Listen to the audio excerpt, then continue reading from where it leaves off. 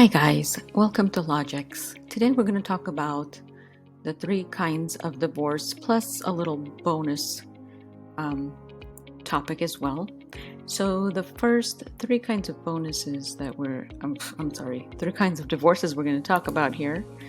The first one will be about summary dissolutions. So summary dissolutions are a simplified and faster process to end a marriage for couples who meet specific eligibility criteria. So summary dissolution might be something you haven't heard of. It's usually dissolution of marriage, which is the regular divorce, but summary dissolution is one that you can do really fast if you meet this criteria. So one of the qualifications is you have to be married 5 years or less from date of marriage to date of separation. So let's say your date of marriage to date of separation was 3 years, but you're filing it 8 years from the time you're filing the papers. It's still considered 5 years if you are between those times. And then second criteria, no children, biological or adopted. Third, you don't own any real estate together, except for a lease with less than 1 year remaining. Together you owe less than $6,000 and you both agree to the terms of the divorce, and you have less than $47,000 in assets together or separate. So there is one other thing that's not mentioned here, which I will need to let you know. So if you basically, this is kind of like an agreement. So you both have to agree to this. So it's kind of like a stipulation. And you both have to pay a filing fee of $435 if you're listening to this and you're in Los Angeles.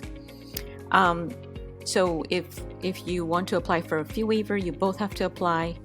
Or if one of you applies and gets a fee waiver and the other one doesn't, then one of the couples has to pay a filing fee, but you each have to pay $435 if you do not qualify for a fee waiver. But when you do a regular divorce, it's $435 for the person filing, and if the respondent doesn't file, they don't pay. So that's the only thing that might be a little costly. Otherwise, it is less of a headache because you're going to be doing just less paperwork, basically. And we're going to go over that in a minute. So there's 3 steps to complete it. The first one is that the couples have to share financial information with each other. And then the second step is to fill out the forms and write up an agreement. So you have to write up a joint petition saying that you agree to all the terms, and then file the forms with the court. So the court, I did leave the link up here on lacourt.org, and it'll tell you the forms. There's only like a very small handful of forms that you will need. And the first one is FL 800. The second form is FL 825, and then a property agreement, which is not a court form. It's an agreement you have to attach to it. I will be doing a tutorial on a summary dissolution soon, and I will have fillable forms for you guys to use to complete a summary dissolution. Okay.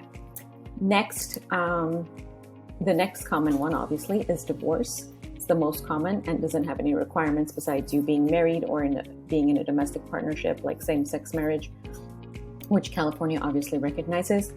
And then California is a no-fault state, meaning that the spouses do not have to prove fault or wrongdoing to obtain a divorce. Irreconcilable differences or the breakdown of a marriage are sufficient grounds for the divorce. And then last but not least, annulments. So everyone thinks they can get an annulment, but you have to meet a certain criteria. So an annulment is a legal declaration that a marriage was never valid or legally recognized, unlike divorce, which ends a valid marriage. An annulment treats the marriage as if it never existed. So the 3 main reasons would be bigamy, if your spouse was married prior to your marriage and you didn't know about it. So then your current marriage would not exist. And then second is incest, if you are blood relatives. Third is underage, if you were under 18. and you got married without a parental consent. And then there's like 4 other ones: unsound mind, fraud, force, physical incapacity. Those last 4 are really hard to prove. But nonetheless, all of these reasons, if you do an annulment, you do have to go to court to show evidence to the court that one of these reasons exists, and then the court will decide if they're going to grant an annulment. But the wise thing to do, of course, is not legal advice, I'm not an attorney, is to do an annulment and in the alternative a divorce in case your annulment is denied. You don't want to refile everything, but that's one reason. And then the little bonus I mentioned about is legal separation. Of course, legal separation is you file the same paperwork as a divorce.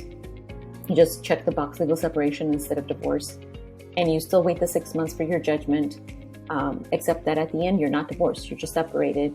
So later, if you want to get a divorce, you have to do all the forms all over again.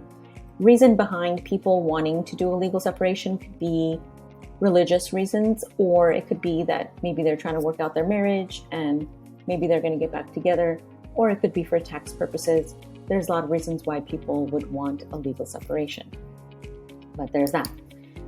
So thank you for watching, and it's important to consult a family law attorney to discuss your options on what is the best type of divorce or annulment to file.